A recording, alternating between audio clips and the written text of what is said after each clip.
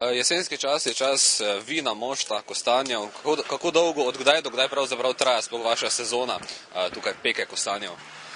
Naša sezona peke kostanjev pravzaprav traja nekje 2 meseca.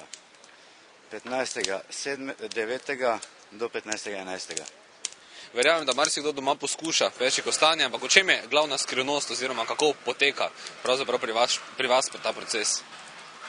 Naš proces poteka tako, da se fajn lepo mora prvo kostanj prebrati, mora biti kvaliteten, zrezati, pa fajn ga spečiti.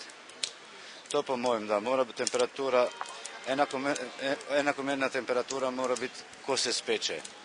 Ker če imate preveč ognja, zažgete, če imate premalo ognja, te pa surovi ostanejo. Odkot pa pravzaprav kostanje dobite? Kostanje dobimo,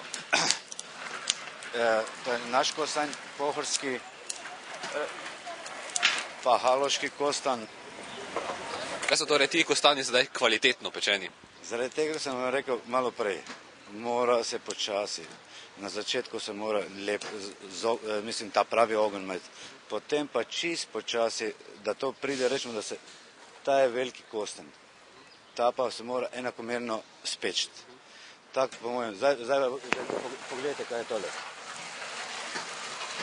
To ja, imate 70% vlušeni kostanj.